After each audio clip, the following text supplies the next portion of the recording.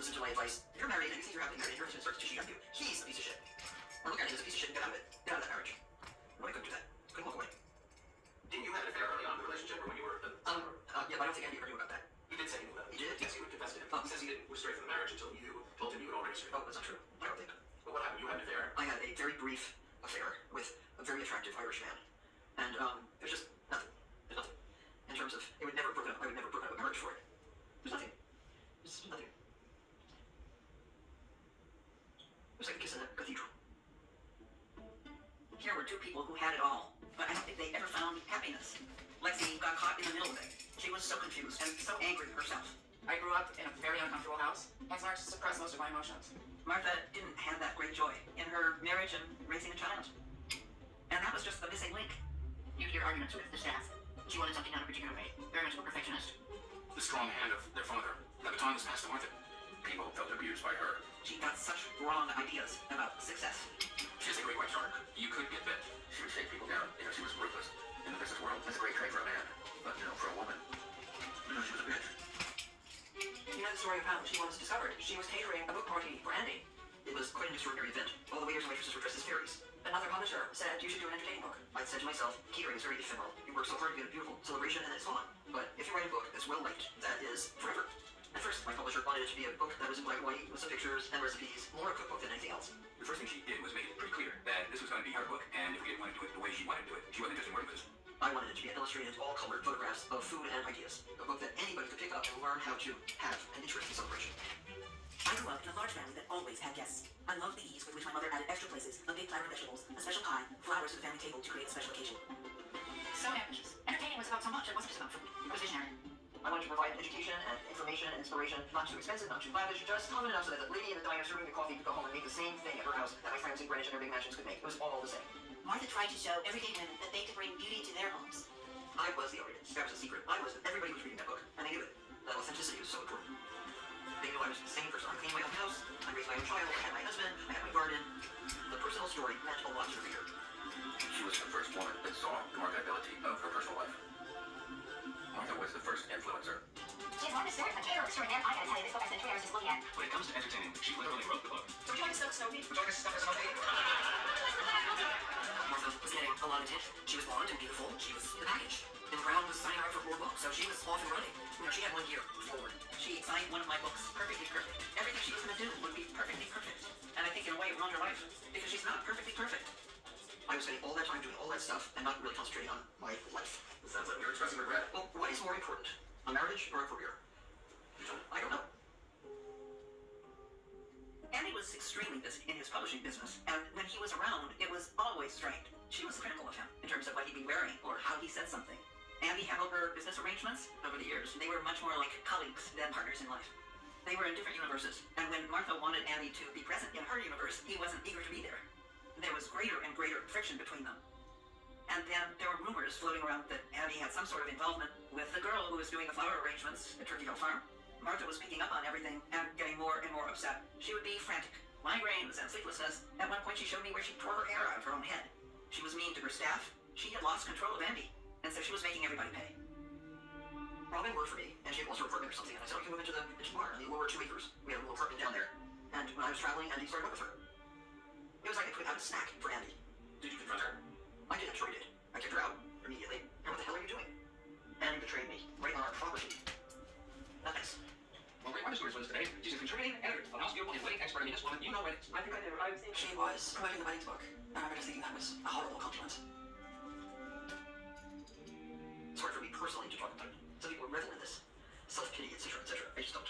I handed over letters that were very personal. So, guess what? Take it out of the letters. Dear Sandy, I cannot sleep. I cannot eat. My skin is worried and many lies that were not there are now there. I'm agonizingly jealous of your other will. I can't bear that you use what we do together on others. Dear Andy, I'm in a really fragile, breakable state right now. I really feel physically ill because of all this. As if my brain were about to break. Dear Andy, maybe you are planning to marry her and keep her with my money so that she can paint herself in portraits in the nude. It is very too late, isn't it? Maybe she will paint you in the nude also. I'd love to see that painting. I'm very, very concerned about my privacy and my professional life. I'm telling everyone that you are away for a while. That's all. Dear Andy, I understand you're craving for sex with others. None will care about you like I do. None will ever love you as much. Give me another chance, Andy. I'm so sorry about so much. Why does it have to be too late? Dear Andy, again, I feel betrayed and all alone. When you tell me that this is is no longer your home after almost a year together, why shouldn't I say hello to break it down? I had to go to San Francisco and talk about weddings and my wonderful life. I hope you're enjoying your freedom. And I hope my plane crashes. I'm sitting on a plane right now, crying, coughing, feverish, and so miserable I cannot believe myself. I should be vital, beautiful, sexual, and desirable. And here I am, a total wreck. I'm 45 years old, worried and lonely, alone, hopeless. The future is a total blur. 27 years. He's the one who wanted a divorce, not I. He was throwing me away. I was 40 years old, I was gorgeous. You know, I was a desirous woman, but he was treating me like a castaway. He treated me really badly. And in return, I guess I treated him badly. I didn't go run off with people. He was running off with people. I thought I was a swan. And like all swans, they are monogamous. And I thought monogamy was admirable. I did. I thought it was admirable. But it turned out that it wasn't. It didn't say marriage. It can be on to a happier subject. I have planted every tree you see.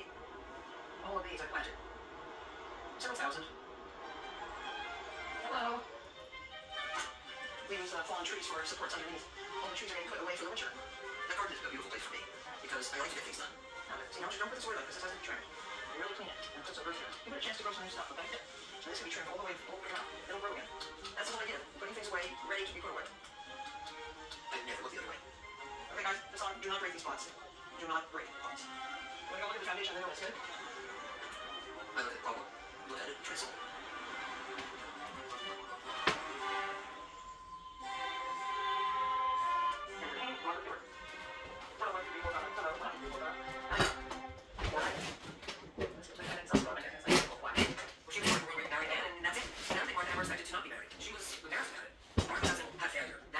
One of the first times I was going out that she couldn't fix. She was already going on book tour as her separation comic was going to be trying to navigate. But it turned out people didn't care at all. 3, 2. They just wanted to know how to make cakes.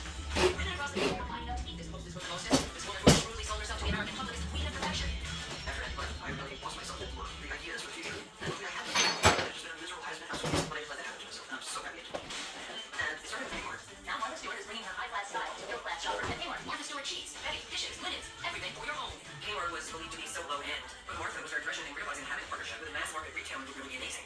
The British Garden Club canceled my appearance because I signed with Kmart and didn't want it in downscale. She understood that just because you don't have a lot of money doesn't mean you don't have taste. That was powerful. If you had never heard of Martha before, you heard about her now.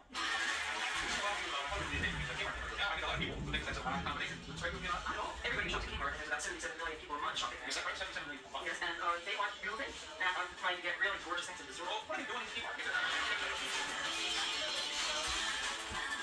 this time, I've done maybe 6 books, and my publisher never wanted a book a year for me. But I had so much more to say, and I thought I should have a magazine. At the time, there were women's magazines, but they didn't have the beauty, the depth of information that I wanted. That was a huge void. My first stop was Condé Nast. I talked to Simon House himself, and he said, well, what are you thinking of for the name? And I said, Martha Stewart Living. And he said, it can't be Martha Stewart. And I said, well, why not? He said, well, it's Condé Nast. That's our name, Condé Nast. And so he was a brand protector. I moved on to this guy, Rupert Murdoch. And he said, I'm closing magazines now because that's not our business. I suggest you take it to Time.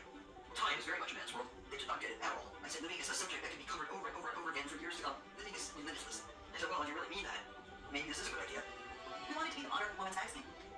Holidays, entertaining, food, decorating, kids, babies, crafting. Those never had been put together really in one place before. We created a beautiful issue, which sold out. Thanks to the recession, the magazine business is in a deep slump. And in all the world, there's one ray of sunshine. Martha Stewart Living. Martha Stewart Living became an overnight sensation. I was on the cover of almost every issue.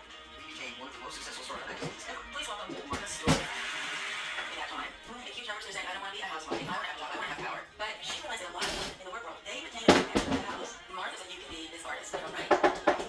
Perfection. It'd be a powerful thing. There is Westward Connecticut, and sometimes a few shows, but not many. My daughter said that the place to go when there is a single woman in the summertime is the Hamptons. So I went. The realtor asked me, what do you want? I said, I have a wreck on the nicest street. The contractors all came. So what do you really want to do? I said, I just want to make it into the most beautiful garden with a beautiful house. It was so purely a vision that we worked on the Leap on Plane for about a year and a half. And when we finished, it was my 50th birthday. So I decided to have a great big 50th birthday party. It was like this gigantic party. Like everybody was there. People from the business world, people in the movie business, the TV business. The moment she was in that world, it's just like the pool ball hits 10 other balls and it's all happening. It was the beginning of the best era of Hamptons. She'll always say she's a late bloomer, but I think she feels a little more free and empowered. And okay, I have a new life now, and I'm going to live it. I think she had more romances than you're going to hear about. And I think she enjoyed those. Martha did not like being around men who weren't smart. I mean, so she loved Charles Simonyi, so she loved rich guys, even if they were weird. Charles created Word and Excel and Microsoft. Genius. We started to go everywhere together. It was a different kind of life. He had his own jet, building a boat in Germany. I started working on the boat with him. I wasn't anxious to go dating and looking for another husband anywhere. I just continued working, thinking, doing as I relationships where you talk about your feelings? Now, that's probably why I haven't had very many personal relationships with men, for example, because I couldn't care less. I don't know what the real reason is. Okay, well, you're starting to It doesn't interest me so much to know, oh, Charles, how you feel this second. I don't care, actually. I do care about, Charles, what are you doing? What are you thinking about? So I sort of gravitate towards people who are doing things all the time. And I think more about everything that I'm doing, things that I'm working on, things that I'd like to work on, things that I'd like to accomplish. That's where I'm best. The next step was to do television, but Time was a very, very conservative company. They felt if people saw Martha on TV, they would not feel like they needed to buy the magazine. I always hoped that I would be doing television in conjunction with the magazine. That was called Synergy, the dirty word in the 1990s. I was considered crazy, but it worked. If you had said before Martha existed, do you want a TV show about someone who has much more money than you have, is much better looking than you'll ever be, lives this amazing life and does all these things with her very own hands, they would have said shit no. But once you made it, they loved it. It's a good thing. It's a good thing. It's a good thing. She teaches better than anybody. Not only that you can understand it, but that you want to do it. Don't overwork it. We had a whole generation.